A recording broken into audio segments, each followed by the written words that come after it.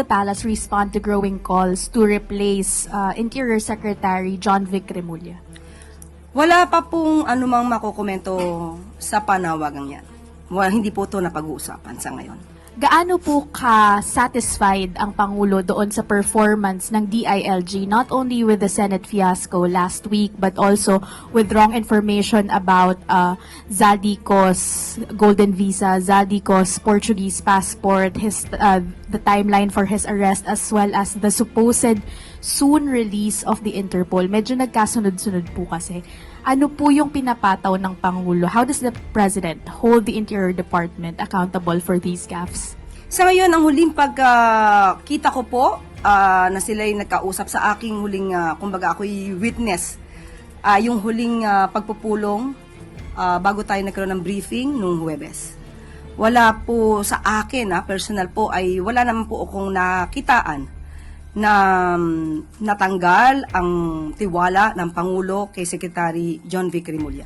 Ma'am, last for my end. So, ibig po ba sabihin, walang katotohanan yung mga umiikot na balita na maaaring si dating Senator Antonio Trillanes o kaya naman po ay si dating Interior Secretary Benhur Abalos yung pumalit kay John Vic Remulla sa DILG? Wala pa pong ganong ibinibigay sa ating mga impormasyon.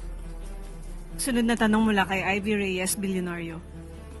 Hi, Yusek. Good morning. On serving Senator Bato his warrant, Attorney Nery Colmenares said the government can find Senator De La Rosa with all its intelligence fund. Kung gugustuhin daw po ng gobyerno, makahanap naman po talaga si Senator Bato. Since the senator has now escaped twice, how is the administration utilizing its resources to hold the senator to account? So, sinasabi po pa talaga natin na siya'y tumakas. Sa unang pagkakataon, nung nabanggit po ni Ombudsman Remulla na may warrant of arrest, ito naman po ay hindi pa nasa sa publiko. So, hindi naman natin masasabing siya'y tumakas, kundi siya'y nagtatago lamang para siguro hindi siya maabot ng kamay ng batas. Sa pangalawang pagkakataon, maaari nating sabihin na siya talaga ay tumalilis dahil nabanggit na may warrant of arrest na inisyo ang ICC. Nakita naman po niyo kung paano magtrabaho ang ehekutibo. At siguro ang dapat lang mangyari dito ay wag natin pabayaan ang may mga masamang balak na paligtasin ang dapat na managot.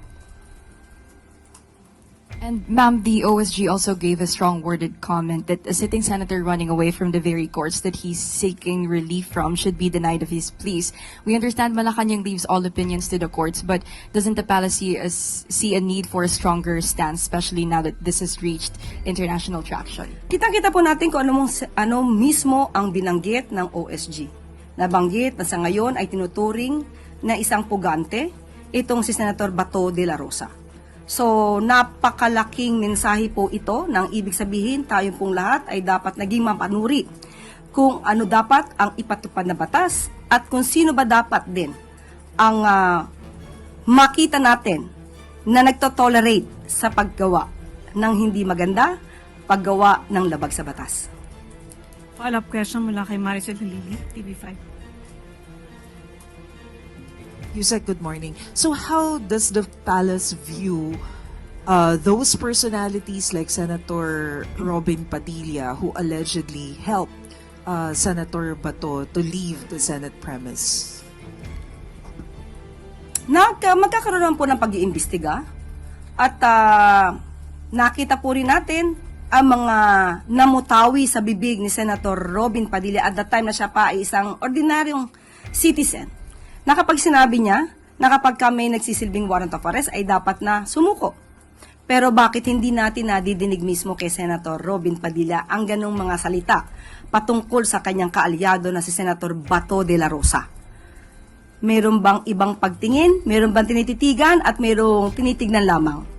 So, kung sino dapat na managot dito, kung mayroong mga pagkukulang at may lumabag sa batas, mayroong nagtatakas o nagpapatakas, dapat lang din po tayo mga Pilipino ay maging mapanuri sa mga nagiging aksyon ng ating mga public servants.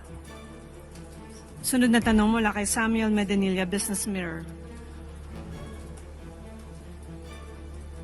Good morning po, ma'am. I-ask ko lang po if President Marcos has already accepted the offer of ADB for a 1.7 1.75 billion financing assistance?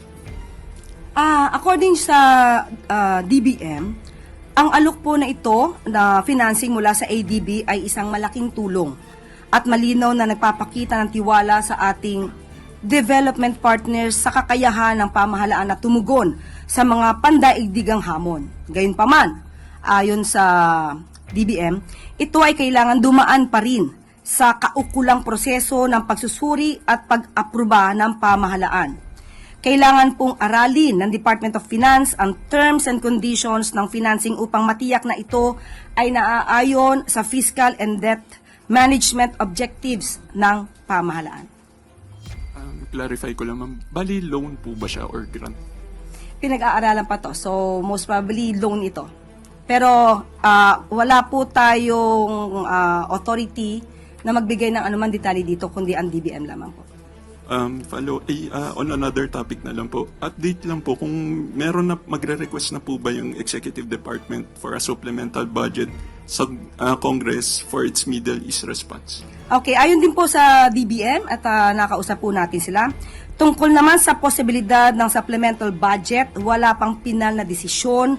Sa ngayon, ang anumang susunod na hakbang ay ibabatay sa magiging resulta ng interagency assessment, fiscal space ng pamahalaan at aktual na pangangailangan ng ating response measures. I-ask ko lang, ma'am, kung ipag-uusapan po kaya ito kung matutuloy yung LEDAC at saka yung uplift meeting tomorrow po? Walang nakaschedule na LEDAC, pero may nakaschedule na uplift.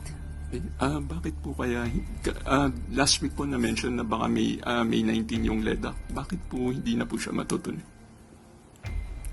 Wala pong nasabi sa aking dahilan. Wala lang po sa schedule.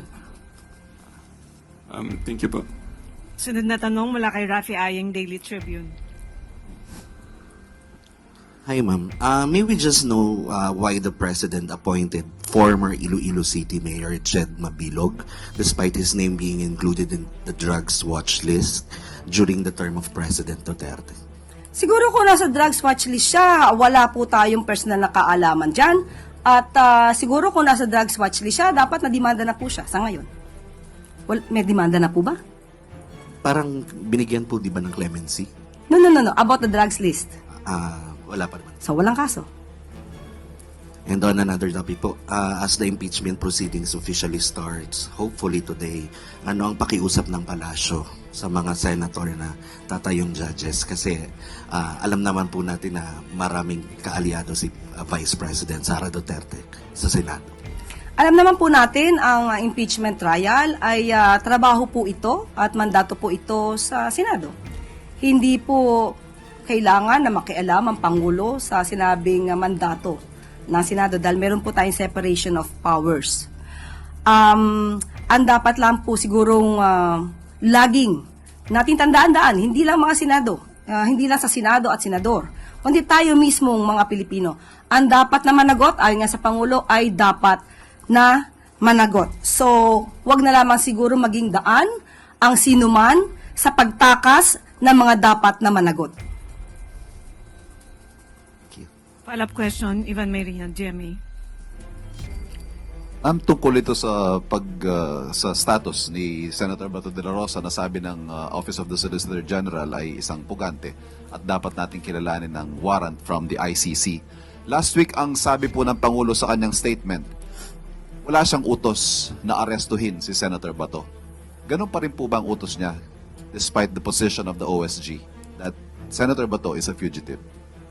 Kung ano po ang dapat na gawin, nagsalita na po ang DOJ na sa ngayon dahil meron po tayong hinihintay na desisyon mula sa Supreme Court at iginagalang po ng Pangulo at ng Administrasyon ang nakabingbing kaso sa Supreme Court. Ngunit, hindi kailangang tumakas palabas ng bansa si Senator Bato de la Rosa. Kapag siya ay nagtangka, ayon na rin sa DOJ, siya ay huhulihin. So kung yun po ang posisyon ng Pangulo last week, pwede po ito magbago depende sa magiging development sa pending na petisyon sa Supreme Court. Opo.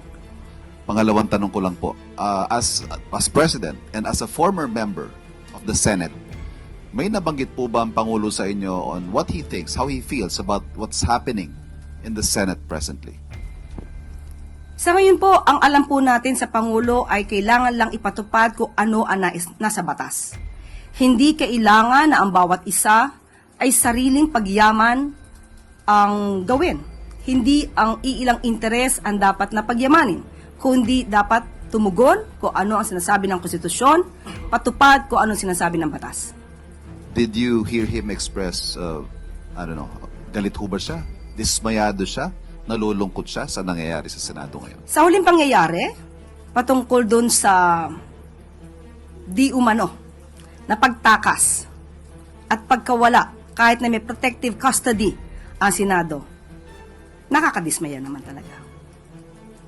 Sinabi po yun ng Pangulo that he is disappointed with how Nung things are turning out. nung nagkaroon po ng meeting, inalam niya kung anong pangyayari at makikita mo sa itsura ng Pangulo at kung paano siya magtanong sa mga cabinet secretaries, nandun po yung disappointment.